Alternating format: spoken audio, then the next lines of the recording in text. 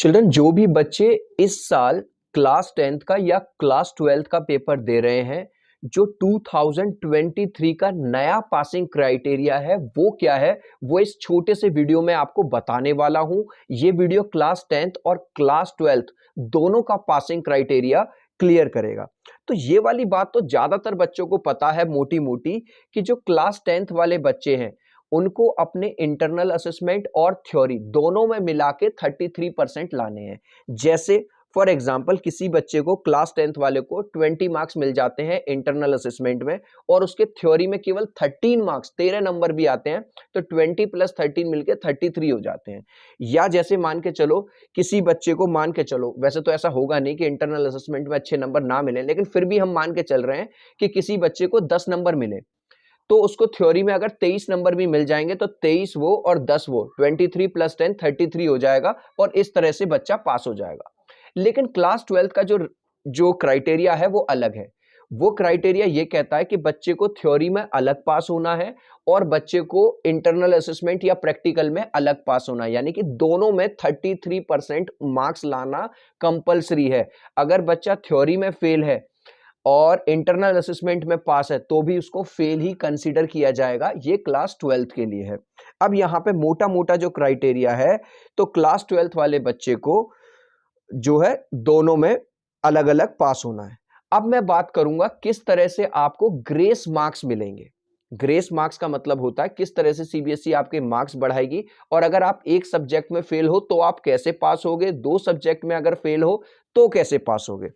तो चिल्ड्रन, सबसे पहले मैं उन बच्चों की बात कर रहा हूं जिनके पास 5 सब्जेक्ट हैं, जिन्होंने कोई भी ऑप्शनल सब्जेक्ट नहीं लिया है। मैं आगे बढ़ूं, चिल्ड्रन, अगर अभी तक आपने सीबीएसई का नया ऐप डाउनलोड नहीं किया है, जो बिल्कुल फ्री ऑफ कॉस्ट है, लिंक मैंने डिस्क्रिप्शन में डाल दिया है, ठीक है, तो अभी जाओ और अभी डाउनलोड कर लेना। बाद में मत बताना, बाद में मत कहना, क्योंकि आप किसी भी कॉम्पिटिटिव एग्जाम की या किसी भी क्वेश्चन का आपको आंसर चाहिए, वो 60 सेकंड्स में बताएगा। लिंक डिस्क्रिप्शन में मैंने पिन कर दिया है, ठीक है, तो अभी जाओ और डाउनलोड कर लो। तो अब मैं बात बताऊंगा पहले उन बच्चों की जिनके पास 5 सब्जेक्ट हैं, जिनके पास कोई भी एडिशनल सब्जेक्ट नहीं है। अगर ऐसा बच्चा एक सब्जेक्ट में फेल होता है, जिसके पास 5 सब्जेक्ट हैं, कोई एडिशनल सब्जेक्ट नहीं ले रखा, तो वो डायरेक्ट फेल तो नहीं होगा, उसकी कंपार्टमेंट आ जाएगी। मतलब सीबीएसई आपको एक और चांस देगी, दोबारा से आप पेपर दोगे और पास हो जाओगे तो आप अगली क्लास में जा सकते हो, ठीक है।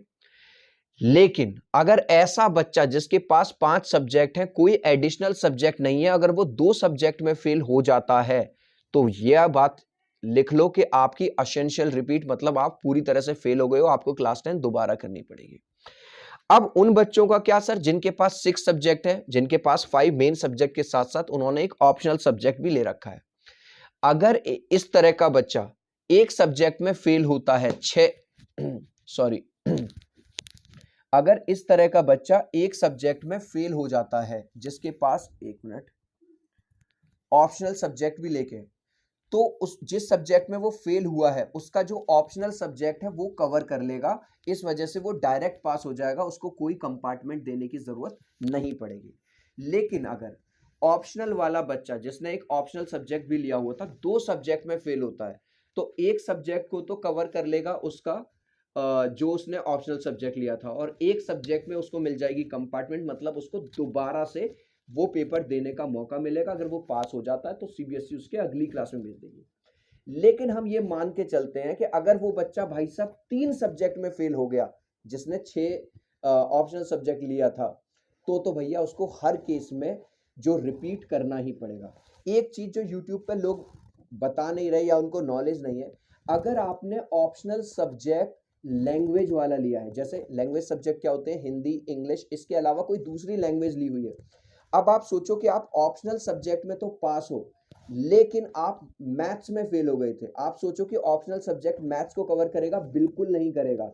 जो लैंग्वेज सब्जेक्ट है वो केवल लैंग्वेज को ही कवर करेगा। मींस अगर आप सपोज करो हिंदी में फेल हुए थे और आपके पास कोई दूसरी लैंग्वेज आपने ले रखी थी ऑप्शनल, तो वो आपको हिंदी में पास करवा सकता है, इंग्लिश में पास करवा सकता है, आपको वो मेन सब्जेक्ट्स में पास नहीं करवाएगा।